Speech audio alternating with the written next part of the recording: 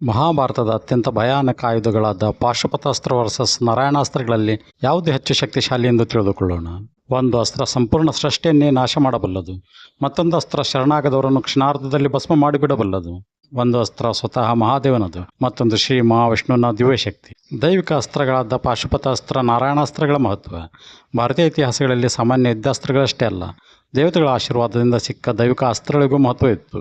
ಈ ಅಸ್ತ್ರಗಳು ಕೇವಲ ಶಸ್ತ್ರಗಳಲ್ಲ, ಅವುಗಳಲ್ಲಿ ದೇವರ ಶಕ್ತಿ, ತಪಸ್ಸಿನ ಬಲ ಮತ್ತು ಮಂತ್ರಗಳ ಪ್ರಭಾವ ಅಡಗಿತ್ತು. ಅವುಗಳನ್ನು ಬಳಸಲು ಸಾಮಾನ್ಯ ಯುದ್ಧನಾಗಿದ್ದರೆ ಸಾಲದು, ಅಪಾರ ತಪಸ್ಸು, ಮನಸ್ಸಿನ ನಿಯಂತ್ರಣ ಮತ್ತು ಧರ್ಮಬುದ್ಧಿ ಇರಬೇಕು. ಪಾಶುಪತಾಸ್ತ್ರದ ರಹಸ್ಯ. ಪಾಶುಪತಾಸ್ತ್ರ ಮಹಾದೇವರ ಭಯಾನಕ ಆಯುಧ. ಇದು ಪರಮಶಿವನ ಅತ್ಯಂತ ಭಯಾನಕ ಅಸ್ತ್ರವಾಗಿದೆ. ಪಾಶುಪತಾಸ್ತ್ರದ ಶಕ್ತಿ ಎಷ್ಟು ಭೀಕರವೆಂದರೆ, ಒಂದು ಬಾರಿ ಸಂಪೂರ್ಣ ಶಕ್ತಿಯಿಂದ ಬಳಸಿದರೆ ಲೋಕಗಳನ್ನೇ ನಾಶ ಮಾಡುವ ಸಾಮರ್ಥ್ಯ ಈ ಪಾಶುಪತಾಸ್ತ್ರಕ್ಕಿತ್ತು. ಅರ್ಜುನನ ಬಳಿ ಇತ್ತು ಪಾಶುಪತಾಸ್ತ್ರ. ಅರ್ಜುನನಿಗೆ ಪಾಶುಪತಾಸ್ತ್ರ ಹೇಗೆ ಸಿಕ್ಕಿತೆಂದರೆ, ಅರ್ಜುನನು ಮಹಾಭಾರತ ಯುದ್ಧಕ್ಕೂ ಮೊದಲು ಭೀಕರ ತಪಸ್ಸು ಮಾಡಿದನು.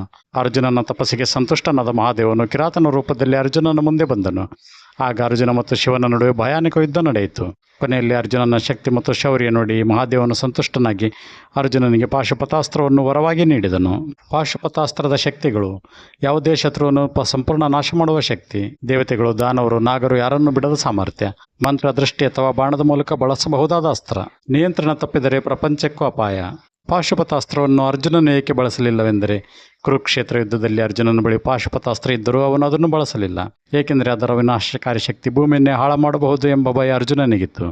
ಇದರಿಂದ ಅರ್ಜುನನ ಧರ್ಮಬುದ್ಧಿ ಎಷ್ಟು ಉನ್ನತವಾಗಿತ್ತು ಎಂಬುದು ಗೊತ್ತಾಗುತ್ತದೆ. ನಾರಾಯಣಾಸ್ತ್ರದ ರಹಸ್ಯ. ಶ್ರೀ ಮಹಾವಿಷ್ಣುವಿನ ದಿವ್ಯಾಸ್ತ್ರ ನಾರಾಯಣಾಸ್ತ್ರ. ಇದು ಶ್ರೀ ಮಹಾವಿಷ್ಣುವಿನ ದಿವ್ಯಶಕ್ತಿಯಿಂದ ಉಂಟಾದ ಅಸ್ತ್ರ. ಈ ಅಸ್ತ್ರವನ್ನು ಎದುರಿಸುವುದು ಬಹುತೇಕ ಅಸಾಧ್ಯವಾಗಿತ್ತು. ಅಶ್ವತ್ಥಾಮನ ಬಳಕೆ. ಮಹಾಭಾರತದಲ್ಲಿ ಅಸ್ತ್ರವನ್ನು ಬಳಸಿದ್ದು ದ್ರೋಣಾಚಾರ್ಯರ ಪುತ್ರ ಅಶ್ವತ್ಥಾಮ. ತಂದೆಯ ಮರಣದ ಕೋಪದಿಂದ ಅಶ್ವತ್ಥಾಮನು ಪಾಂಡವರ ಮೇಲೆ ನಾರಾಯಣಾಸ್ತ್ರವನ್ನು ಪ್ರಯೋಗಿಸಿದ. ಆದರೆ ಈ ಅಸ್ತ್ರದ ಅತ್ಯಂತ ವಿಚಿತ್ರ ಶಕ್ತಿ ಏನೆಂದರೆ, ಯಾರು ಇದರ ವಿರುದ್ಧ ಹೋರಾಡುತ್ತಾರೋ ಅವರ ಮೇಲೆ ಇದು ಇನ್ನಷ್ಟು ಭಯಾನಕವಾಗುತ್ತದೆ. ಆದರೆ ಯಾರು ಶಸ್ತ್ರಗಳನ್ನು ಬಿಟ್ಟು ಶರಣಾಗುತ್ತಾರೋ ಅವರನ್ನು ನಾರಾಯಣಾಸ್ತ್ರವು ಹಾನಿ ಮಾಡುವುದಿಲ್ಲ. ಅಶ್ವತ್ಥಾಮನು ನಾರಾಯಣಾಸ್ತ್ರ ಬಳಸಿದಾಗ ಸಂಪೂರ್ಣ ಪಾಂಡವ ಸೇನೆ ಭಯದಿಂದ ನಡಗಿತು. ಆ ಸಮಯದಲ್ಲಿ ಶ್ರೀಕೃಷ್ಣನು ಎಲ್ಲರಿಗೂ ಹೇಳಿದ್ದನು, ಎಲ್ಲರೂ ಶಸ್ತ್ರಗಳನ್ನು ಕೆಳಗಿಡಿ, ಶರಣಾಗಿ ನಿಲ್ಲಿ. ಭೀಮನಿಗೆ ಕೋಪ ಬಂದರೂ ಕೊನೆಗೆ ಅವನು ಕೃಷ್ಣನ ಮಾತುಗಳನ್ನು ಕೇಳಿದನು. ಹೀಗೆ ಪಾಂಡವರು ಶರಣಾಗಿ ನಾರಾಯಣಾಸ್ತ್ರದಿಂದ ಪಾರಾದರು.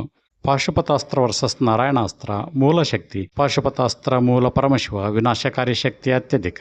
ನಾರಾಯಣಾಸ್ತ್ರ ಮೂಲ ಶ್ರೀ ಮಹಾವಿಷ್ಣು, ಶರಣಾಗತಿ ಪರೀಕ್ಷಿಸುವ ದೈವಿಕ ಶಕ್ತಿ. ಎರಡು ಅಸ್ತ್ರಗಳನ್ನು ಬಳಸುವ ವಿಧಾನ. ಪಾಶುಪತಾಸ್ತ್ರ ಅತ್ಯಂತ ಅಪರೂಪದ ಮಂತ್ರಗಳ ಅಗತ್ಯ, ಮಹಾ ತಪಸ್ಸಿನಿಂದ ಮಾತ್ರ ಸಿಗುತ್ತದೆ. ನಾರಾಯಣಾಸ್ತ್ರ ಒಮ್ಮೆ ಮಾತ್ರ ಸಂಪೂರ್ಣ ಶಕ್ತಿಯಿಂದ ಬಳಸಬಹುದು. ಅಪಾಯದ ಮಟ್ಟ. ಪಾಶುಪತಾಸ್ತ್ರ ಸಂಪೂರ್ಣ ಲೋಕವನ್ನೇ ನಾಶ ಮಾಡುವ ಮಟ್ಟದ ಶಕ್ತಿ. ನಾರಾಯಣಾಸ್ತ್ರ ಯುದ್ಧ ಭೂಮಿಯಲ್ಲಿರುವ ವಿರೋಧಿಗಳನ್ನು ಸಂಪೂರ್ಣ ನಾಶ ಮಾಡುವ ಶಕ್ತಿ. ಈ ಅಸ್ತ್ರಗಳ ದುರ್ಬಲತೆ. ಪಾಶುಪತಾಸ್ತ್ರ ತಪ್ಪಾಗಿ ಬಳಸಿದರೆ ವಿಶ್ವಕ್ಕೂ ಅಪಾಯ. ನಾರಾಯಣಾಸ್ತ್ರ ಶರಣಾದವರ ಮೇಲೆ ಪರಿಣಾಮ ಬೀರುವುದಿಲ್ಲ. ಪಾಶುಪತಾಸ್ತ್ರ ಮತ್ತು ನಾರಾಯಣಾಸ್ತ್ರಗಳಲ್ಲಿ ಯಾವುದು ಹೆಚ್ಚು ಶಕ್ತಿಶಾಲಿ? ಈ ಪ್ರಶ್ನೆಗೆ ಸ್ಪಷ್ಟ ಉತ್ತರ ಕೊಡುವುದು ಕಷ್ಟ, ಏಕೆಂದರೆ ಎರಡು ಅಸ್ತ್ರಗಳು ವಿಭಿನ್ನ ದೈವಿಕ ತತ್ವಗಳನ್ನು ಪ್ರತಿನಿಧಿಸುತ್ತವೆ. ಪಾಶುಪತಾಸ್ತ್ರ ಇದು ಪರಮ ವಿನಾಶದ ಸಂಕೇತ, ಶಿವನ ರುದ್ರ ತತ್ವದ ಪ್ರತೀಕ. ನಾರಾಯಣಾಸ್ತ್ರ ಇದು ದೈವಿಕ ನ್ಯಾಯ ಮತ್ತು ಶರಣಾಗತಿಯ ಸಂಕೇತ, ವಿಷ್ಣುವಿನ ಧರ್ಮರಕ್ಷಣಾ ತತ್ವವನ್ನು ತೋರಿಸುತ್ತದೆ. ಪುರಾಣಗಳ ಪ್ರಕಾರ ಬಹುತೇಕ ಪಂಡಿತರ ಅಭಿಪ್ರಾಯದಂತೆ ಪಾಶುಪತಾಸ್ತ್ರದ ವಿನಾಶಕಾರಿ ಶಕ್ತಿ ಹೆಚ್ಚು, ಆದರೆ ನಾರಾಯಣಾಸ್ತ್ರವನ್ನು ತಡೆಯುವುದು ಬಹಳ ಕಷ್ಟ.